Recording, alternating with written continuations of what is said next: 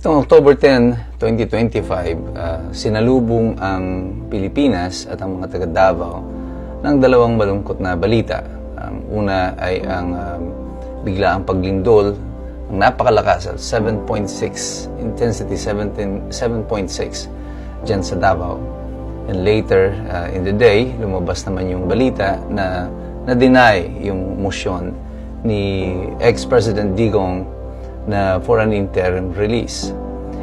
Ano ang mga implikasyon nito sa kasalukuyang sitwasyon ng Pilipinas at sa kaso ni Rodrigo Duterte? Magandang gabi po sa inyong lahat. Ito po muli si Attorney Mike Operario at yan ang pag-uusapan natin. Noong pa lamang pong March 14, 2025, ilang araw matapos arestuhin si President Digong, naglabas na po ako ng video at sinabi ko na nga po na mukhang itong interim release ay medyo malabo. Bakit ko sinabi yan? Dahil po sa track record nitong ICC. Track record because wala pa silang nag-grant na interim release sa mga tao na are under detention for crimes against humanity. Diyan po sa ICC ay 11 na yung kanilang na-convict. 4 lamang yung nagkaroon ng acquittal. At 7 sa nakulong dyan ay namatay during the trial or even before nag-umpisa yung trial. That's why I was saddened when Rodrigo Duterte was arrested. At sinasabi ko na nga, dahil sa kanyang edad, there is a big possibility na yung pagsakay niya dun sa eroplano dito sa Villamor probably will be his last time na tatapak siya sa Pilipinas nang siya ay buhay pa. Ito ay hindi magandang larawan at hindi magandang marinig. Pero ito po ang masalimuot na katotohanan na nakaharap sa mga taga-suporta niya sa kasalukuyan. Ako sa tingin ko, nung siya ay pumayag na sumakay sa eroplano, alam na niya ang consequences nito. Pero kailangan niyan itong gawin kasi nasasaktan na yung kanyang asawa, si Kitty Duterte, yung kanyang mga abogado, at yung mga sumusuporta sa kanya. At nakita niya yung deranged look nitong si General Torre at alam na niya na hindi niya mapipigilan in his physical capacity na siya ay bitbitin at saktan nitong si General Torre. Noong panahon na yon, parang si General Torre looked like a rabid dog. Talagang parang may rabies na galit siya at kailangan niyang gawin yung pagsasakay kay Rodrigo Duterte. I think this is one of those things that he was asked to do para sa mga susunod pa niyang mga promosyon, which eventually he got and then lost it.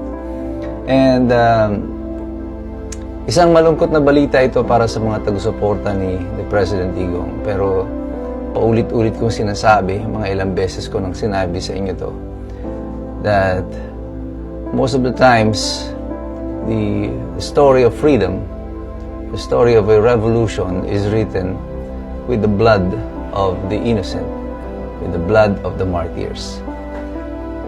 We are yet to figure out or to find out if Rodrigo Duterte will be the Ninoy Aquino of Ferdinand Marcos Jr., as Ninoy was the martyr in the case of his father, Ferdinand Marcos Sr. It's something that it's hard to speculate with. Masakit po sa puso yan, lalo na sa mga nagmamahal kay President Digong. But we should not remove this possibility that because of his age, at lagi ko nang sinasabi ito noon, that this is a race against time, that he may not be able to make it home alive. Matagal po bago matapos sa mga pagdinig dyan sa Hague.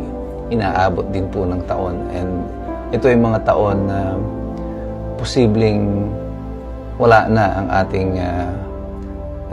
President Digong. And we can only just pray that all things will work out for the better. But this make me admire si President Digong more because when he left the Philippines, I believe that he knew what was at stake. He also knew nung bumaba siya noong 2022, the possibilities. He could have just stayed silent against Bongbong Marcos para hindi na lang magkaroon ng sigalot na ganito. But he loved his country so much na hindi niya matiis na hindi sabihin yung kanyang nalalaman tungkol sa drug addiction ng ating presidente. I mean, coming from a time when he was fighting drugs, and then he will find out that the president is into drugs. And siguro in his mind and in his heart, it's something na hindi niya mapayagan kasi alam niya na ganito nga ang mangyayari sa ating bansa. And this is exactly what is happening right now. Dugmok sa kahirapan ng ating bansa, baon sa utang, pinagnanakawan ang pondo ng bayan, umabagsak ang ating ekonomiya, at patuloy na nakakaramdam ng gutom at hirap ang sambayan ng Pilipino. At sa gitna ng lahat ng yan, bigla pang pumasok itong trahedya ng lindol sa Mindanao. No? It started with Cebu, and then there was one in La Union, Luzon, and then now one in Mindanao. Kaya sinasabi ko rin po noon, itong mga pagsubok sa atin ay hindi pa po tapos. Marami pa tayong dadaanan. I think the country today is going through a cleansing process. At tayo ay mahihirapan, tayo ay luluha sa lahat ng mga bagay na ito na dadaan sa ating bansa, sa ating buhay. Pero sa pamamagitan po ng mga luha na yan, napapatak sa ating mga mata, sa pighating dadanasin natin, dito po huhugot ng tibay at lakas ng loob ang mga Pilipino. Sa mga luha na yan, maglilinaw ang ating paningin.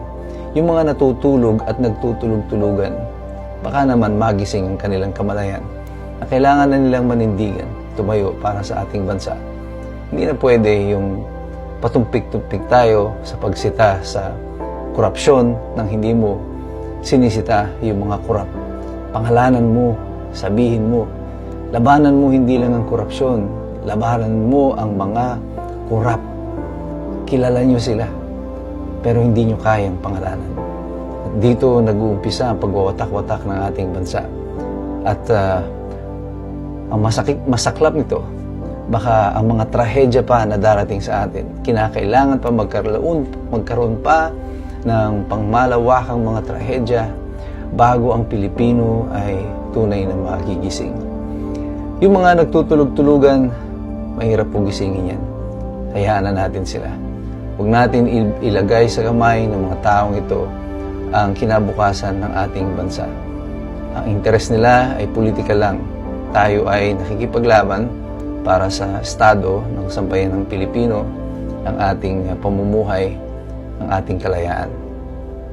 Pero sa ating pong paglahok dito, sa ating pag-engage at paghanap ng katotohanan, lagi po tayong magsipag-aral sapagkat mahirap makialam ang taong walang alam. God bless you, God bless us all. Pagdasal po natin ang Mindanao at ang Davao. Mabuhay ang Republika ng Pilipinas.